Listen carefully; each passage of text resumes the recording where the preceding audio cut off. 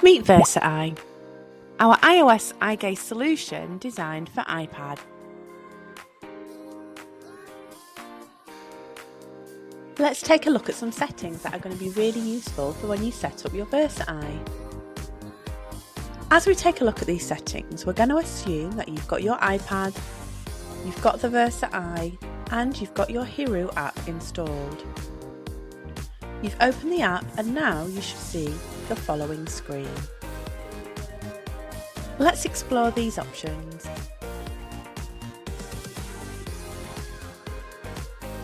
The first option we're going to look at is the settings option.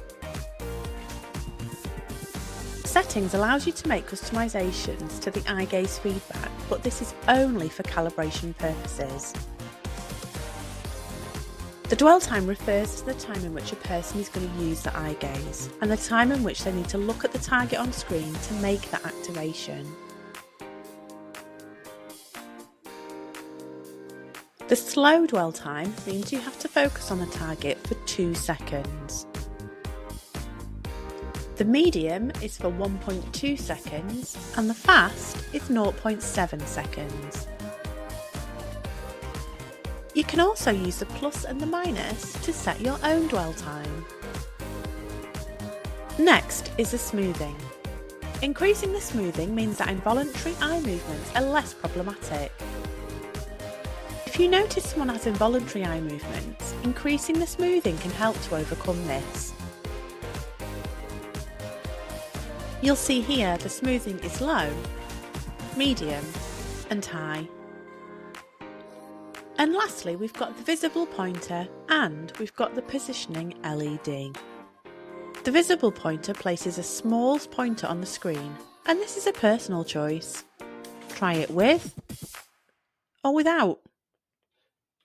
And then we've got the positioning LED, and that's a small white indicator on the eye gaze that provides a visual indication that the eye gaze is positioned correctly and your eyes are visible to the camera. Now let's go back to the menu.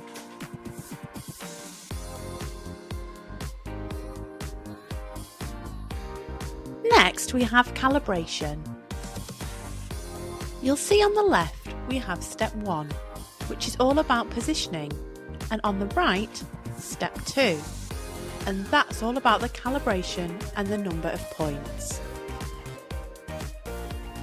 Step 1 is important because we need to make sure the VersaEye is positioned correctly. We're going to go onto the screen in a moment and you'll see that green dots represent the eyes and the vertical coloured strip on the left of the positioning window indicates the ideal position for the person using the VersaEye.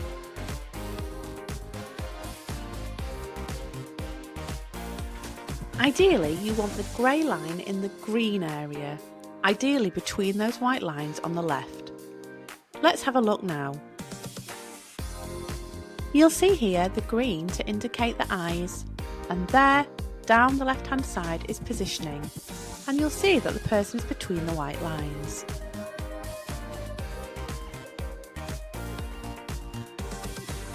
Step 2 is the number of calibration points. You may think the more points you calibrate, the better. Actually, that isn't quite true. To begin with, especially if someone is new to eye gaze, calibrate on 1 or 5 points. Fewer points to calibrate means it's easier to calibrate, and the person calibrating could obtain better results.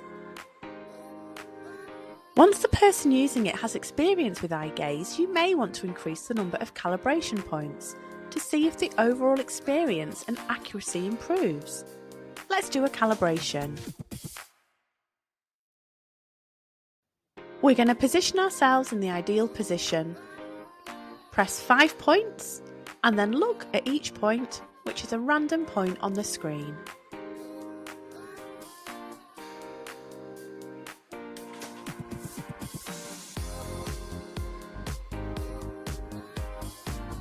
You'll see the results here, which show that each of those calibrations are 99%, apart from one at 98%. It hasn't given us the chance or option to improve, but we could do if we wanted to.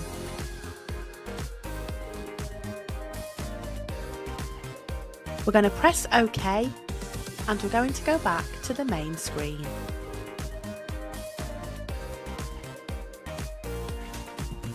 Lastly, we're going to look at the Help menu.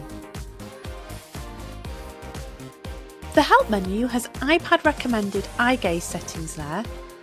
It also has the iPad OS accessibility tools or assistive touch tools, with a link to a YouTube video, and finally a link to the support materials and a manual.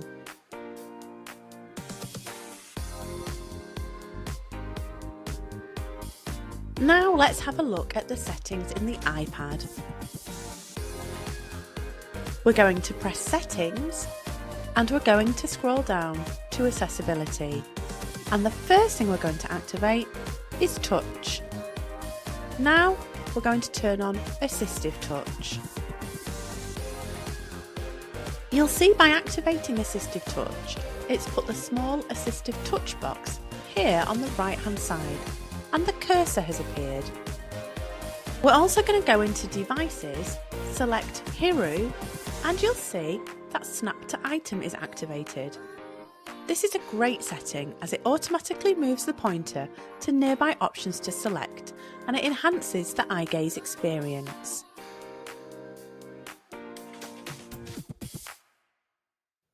If we scroll down further, you'll see we've got a dwell control, and that's switched on. You'll see there the timer is 1.25 seconds.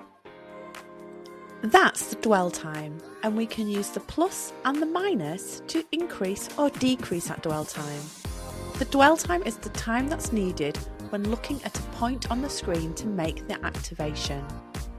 There are other settings in there, such as hot corners, where you can set corners to perform certain actions, and other settings that could be used.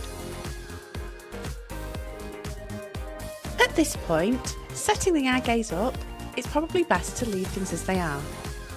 You may also notice it says tracking failed at the top of the screen, and this is simply because at the moment the eye gaze is covered so that we can show you some of those settings. We're going to go back, and now we can select pointer control, and in there you'll see are the options to change the pointer size and also to change the pointer colour. At present ours is selected to green, but if we want it to be red we can change that. We can also change the width of that border as well, so it stands out more.